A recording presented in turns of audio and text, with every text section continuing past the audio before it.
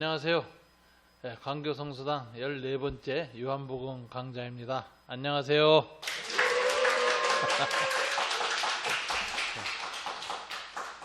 오늘은 예수의 고난 중에서 체포와 재판, 죽음, 셋으로 진행되는데 체포와 재판까지만 보겠습니다. 사실은 그 사건을 중심으로 스토리텔링 하는 게 좀 시간이 빨리 가고 빨리 진행돼요. 예수의 체포 18장 1절부터 11절입니다. 장소는 겟세마네 동산으로 알려져 있지만 요한복음은 겟세마네라는 용어는 안 나와요. 그래도 겟세마네 동산이라는 걸로 알고 있는데 예수님은 또 이 요한복음은 공간복음서와 달리 예수님이 아버지여 이 잔을 내게서 물리쳐 주옵소서 하고 세 번씩이나 간절히 기도하는 이런 장면이 하나도 없어요.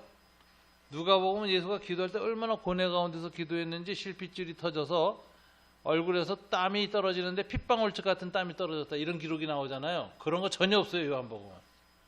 오히려 요한복음은 예수님이 그 당할 일을 아시고 자기를 드러내시는 걸로 18장 4절에 돼 있어요. 여러분 18장 4절 한번 보세요. 얼마나 예수님은 이 묘사가 달라요. 공간복음서하고 18장 4절 예수께서 그 당할 일을 다 아시고 나아가 이르시되 너희가 누구를 찾느냐. 체포하러 사람한테 나갈 때 당할 일을 다 아시고 아주 담담하게 나갔어요.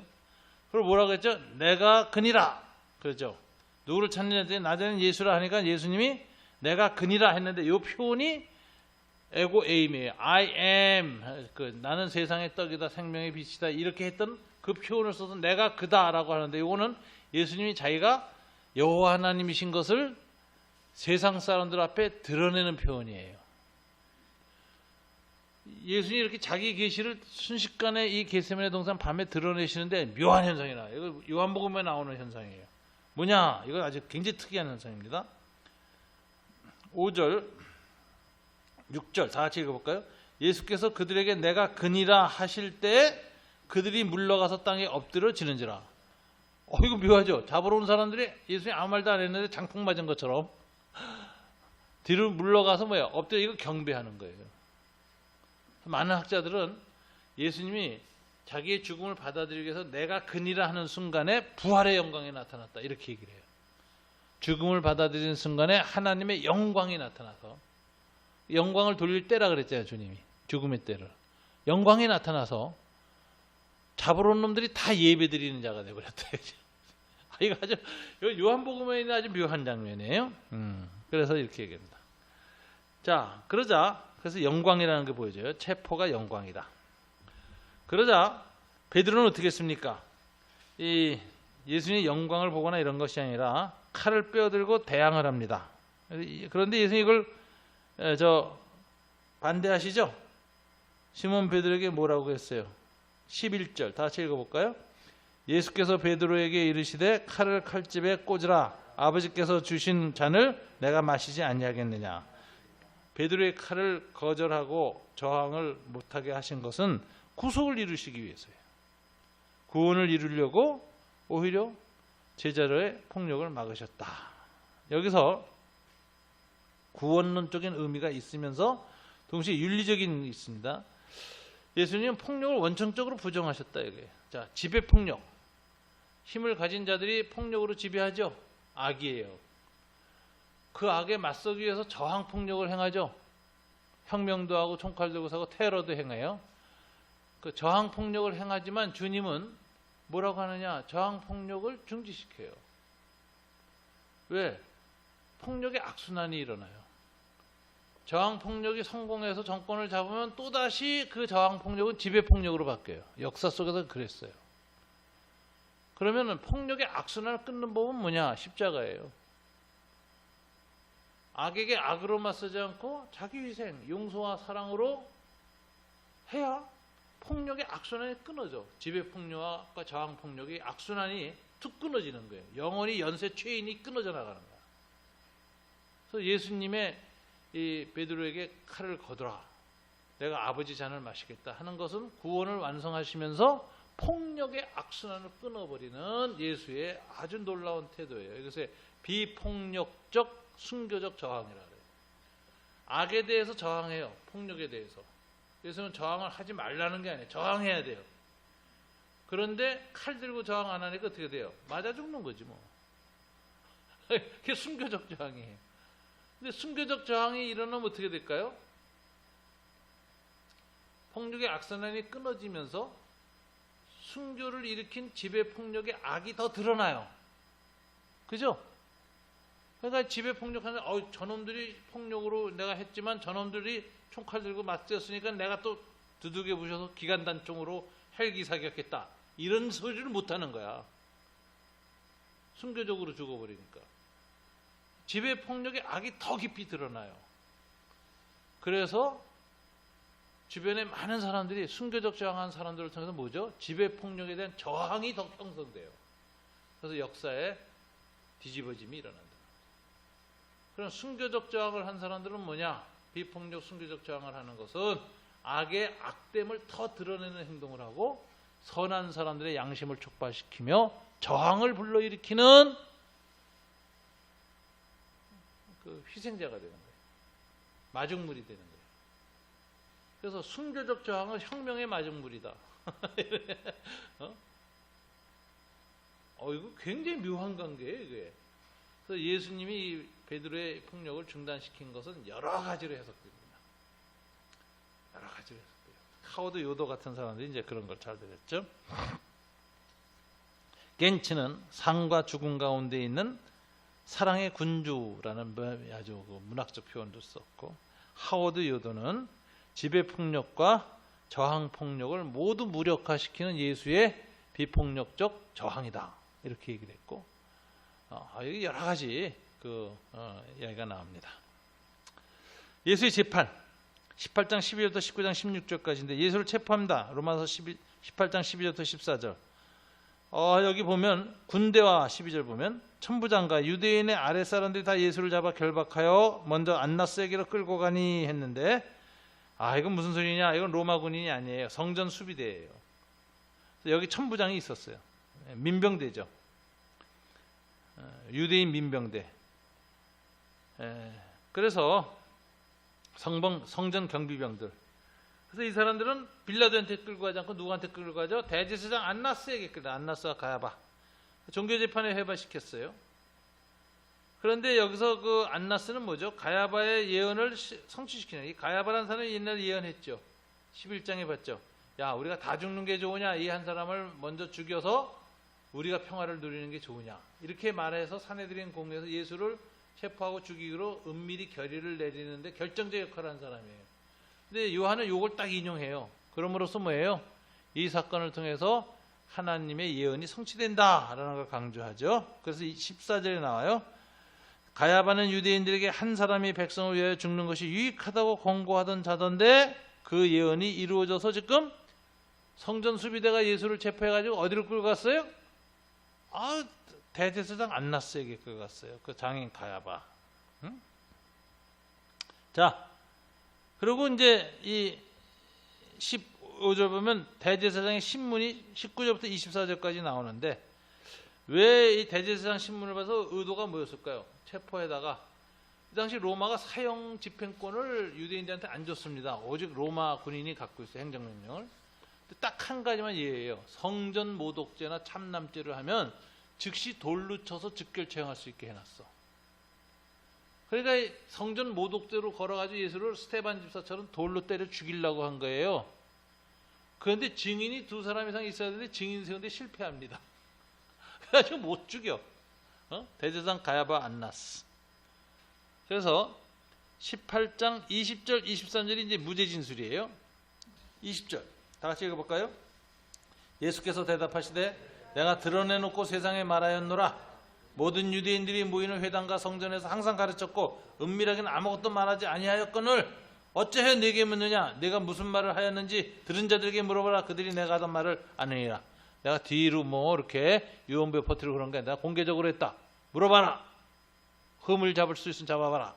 그러니까 못했어요. 그 다음에 23절 예수님이 또 가야바의 법정에서의 증언이죠. 읽어볼까요? 예수께서 대답하시되 내가 말을 잘못하였으면 그 잘못한 것을 증언하라. 바른 말을 하였으면 내가 어찌하여 나를 치느냐? 이러니까 이거 성전 모독죄로 걸어가지고 돌로 때려 죽이려고 그랬는데 못한 거예요. 그러니까 체포는 해놓고 죽이지 못하게 생겼으니까 어떻게 해야죠? 빌라도 끌어들여서 정치범으로 넣는 거예요. 뭐라죠? 자칭 유대인의 왕. 이거는 로마 제국주의에 대한 저항이죠. 그죠? 그 당시에 유대 열심당 혁명가들의 지도자들이 항상 유대인의 왕이라는 칭호를 썼거든요. 그러니까 그 제목을 뒤집어서 정치범으로 넘겨서 정치범이 되니까 누구한테 가요? 빌라도한테로 가는 것이. 18장 28절부터 19장 16절. 빌라도 법정 얘기가 나와요. 중간에 헤롯한테 갔다가 다시 빌라도한테로 가는데 헤롯은 손사래를 치죠. 전에 세례요한 죽였다가 아주 홍군형 난 적이 있어. 여론이 나빠져서. 예수까지 죽일 수 없잖아요. 그러니까 헤롯이 뭐라고 해요? 야, 이 사람은 가나안권이 예루살렘이야. 나는 예루살렘 통치권이 없어. 나는 저 북쪽 나자렛하고 이쪽 통치권자야. 여기 가나안권은 빌라도야. 빌라도 총독 체제야. 글로 가. 그래서 손사래를 쳐가지고 헤롯에게 갔다가 빌라도한테로 갑니다. 요한복음 그 과정에 빠졌어요. 빌라도한테 갔는데 아주 재미나요. 빌라도 재판본 18장 28절 19장 A절에 보니까 대구 교차형 구조로 예수의 순환을 강조하였는데 7번에 걸쳐서 관정, 빌라도의 관청 마당 바깥에는 유대인들이 있었고 안에는 죄수로 예수가 끌려 들어갔어. 군정 안에.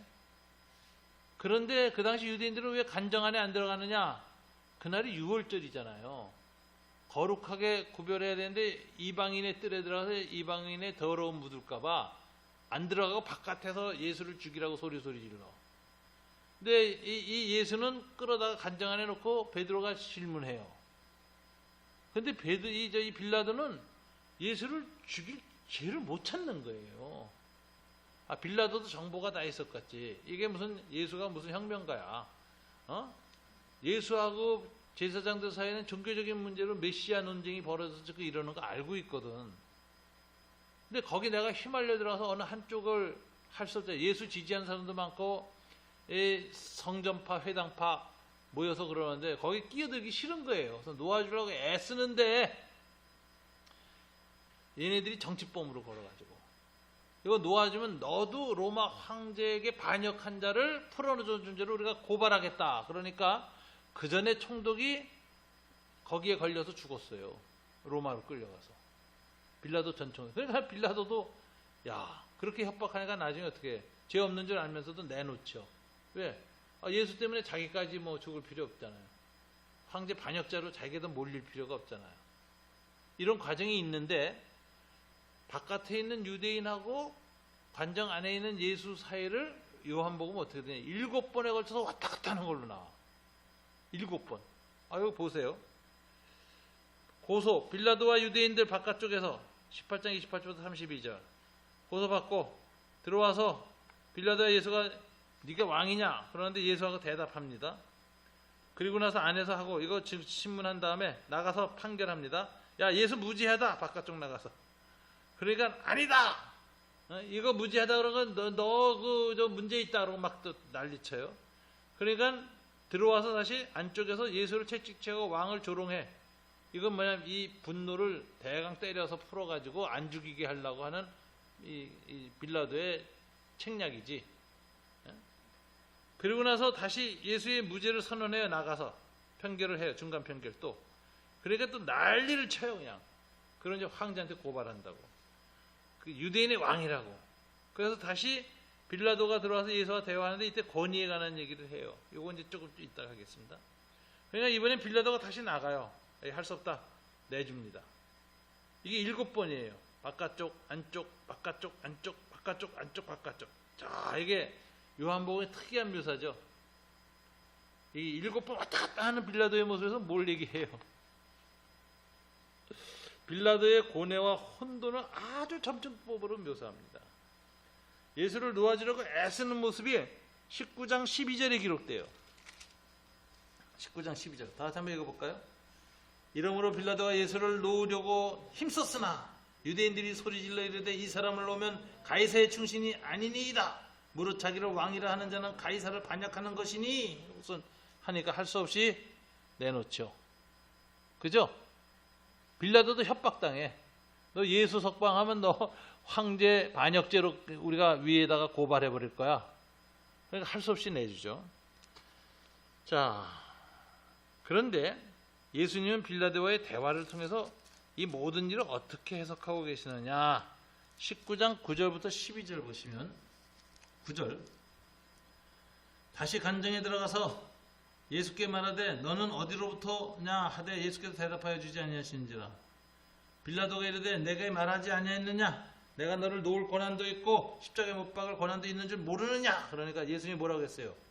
위에서 너한테 그런 권한을 주지 아니하셨더라면 나를 해할 권한이 없어졌으려냐. 그러므로 나를 네게 넘겨준 자의 죄는 더 크니라. 이게 무슨 소리예요? 나는 지금 하나님의 주권 앞에서 너한테 와서 이렇게 체포당하고 너로 인해서 죽게 될 터인데 넘겨준 놈들은 더 큰 죄를 지은 것이다. 이렇게 말을 하면서 이야기하면서 빌라도를 통한 죽음을 주님이 수용하는 모습이 나와요. 그전에는 또 네가 유대인의 왕이냐라고 물어보니까 예수님이 뭐라고 대답하냐. 37절 내 말같이 내가 왕이니라. 내 말과 같이 해요. 그냥 내가 왕이다 그러진 않고 네가 말한 바처럼 You said so. 내가 왕이다.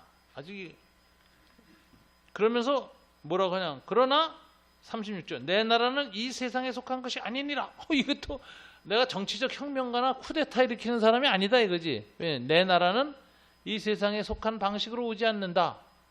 정치적 권력이나 총칼로 오는 나라가 아니야. 내 나라는 사랑과 용서와 성령으로 오는 나라야. 이렇게 얘기를 해요. 근데 빌라도가 이 말을 못 알아듣죠. 그래서 결국은 유대인의 왕으로 정치범으로 죽습니다. 여기 가장 중간인 건 센터라인이에요. 예수에 대한 요한의 묘사 중에 19장 1절부터 3절 뭐죠? 채찍질하고 왕을 조롱함. 이건 의도가 뭐였죠? 빌라도가 유대인들의 화를 대강 때려서 풀어주고 안 죽이려고 하는 거예요. 정치적 제스처예요. 그런데 그 다 소용없어요. 예수님은 아버지의 권세 안에서 빌라도를 통해서 죽을 걸 받아들이고 계세요. 그래서 내가 왕이다 이렇게 말을 해요. You said so. 네가 말하는 것처럼 나는 유대인의 왕이다.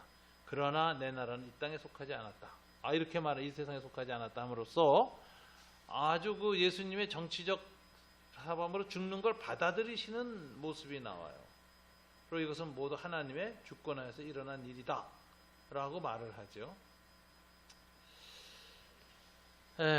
여기서 예수님은 스스로 순환을 받아들였을 뿐만 아니라 스스로 죽음을 성취시키는 것을 볼 수가 있습니다. 여기서 이 요한의 묘사의 핵심은 빌라도 재판은 예수를 채찍질하고 조롱하는 장면이에요. 예수의 순환의 아주 핵심 부분입니다. 결론 제가 봅니다. 예수의 순환 중 체포와 재판의 모든 기록은 하나님의 예정, 주권적 예정과 예수의 적극적인 고난 수용에 초점을 맞추고 있다. 따라서 이 모든 체포와 재판의 기록 관점은 철저하게 구속사적이다. 예수의 표적과 담화가 예수의 구속에 기반한 기독론과 구원론의 그 중심 메시지가 있는 것처럼. 왜 그렇죠? 예수님이 이걸 받아들이는 이유는 뭐예요? 구원을 이루시기 위해요. 위에서 준 권한 때문에 이것이 일어난 것이다 라고 하면서 주님의 주권에 순종합니다. 이 순환 기록도 철저하게 하나님의 구원을 이루는 구속 중심적으로 사도 요한은 해석하고 있습니다.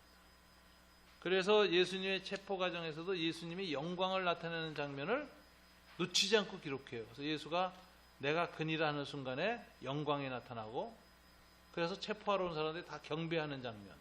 아주 이게 SF 같은 장면을 딱 집어넣죠. 그리고 빌라도 앞에서 죽음을 받아들이시는 장면. 이런 것들이 핵심입니다. 빌라도의 보고서라는 책이 옛날에 있었는데 혹시 보신 분 보세요? 옛날에 있었어요. 이건 위경 문서예요. 그래서 이제 AD 3세기 4세기경에 빌라도라는 사람의 이름으로 누군가가 익명의 기독교 소설가가 쓴 넌픽션 소설이에요. 그런데 빌라도가 이제 쓴 황제에게 보낸 보고서를 라고 해서 돌아다니는 건데 그건 진짜가 아니라 후대에 빌라도 이름으로 만든 거예요. 근데 그 보고서에 이렇게 되어 있습니다. 빌라도가 황제 폐하시오, 내가 유대 총독으로 부임하던 그날을 나는 저주하고 싶습니다. 이러고 시작해요. 그래가지고 예수를 죽이게 가는 얘기를 해요. 그래서 빌라도는 굉장히 애는 썼지만 결국은 왜 죽였을까요? 빌라도도 불쌍하긴 한데 왜 죽였을까요? 예수의 평화보다는 로마의 평화가 더 중요했기 때문이지. 그래서 국사법으로 넘겨버려요. 그래서 이제 예수님을 죽였단 말이에요. 그래서 이제 부활했다는 얘기도 듣고 얼마나 그것이 평생에 괴로웠는지 빌라도 보고서에는 그렇게 돼 있어요. 내가 유대 총독으로 부임했던 그날을 저주하고 싶습니다. 이렇게 얘기했고.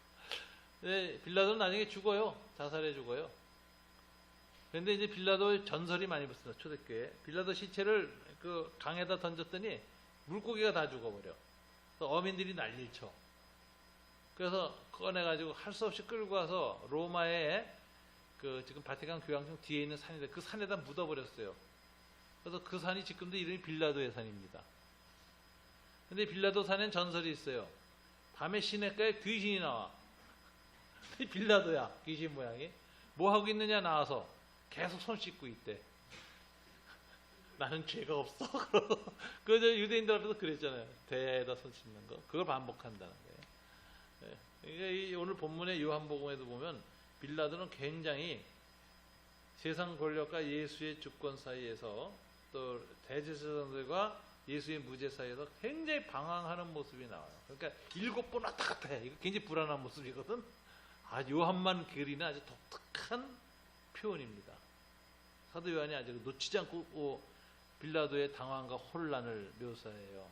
그러면서 결국 빌라도가 막 확신해가지고 예수를 죽이려고 죽인 게 아니라 당황하고 혼란스러웠는데 누가 받아들였어요? 그것을 예수님이 받아들였다. 예수님이 주도적으로 죽음의 길로 가셨다. 구원을 이루기 위해서. 그게 요한복음의 예수의 체포와 재판 과정을 묘사하는 핵심이에요. 그게 관점이에요. 자, 예상외로 빨리 끝났습니다. 10시 11분입니다. 다음 주에 이제 마지막 공부를 하겠습니다. 예수의 죽음, 부활 에피소드. 그 다음 주에 공부를 하겠습니다. 감사합니다.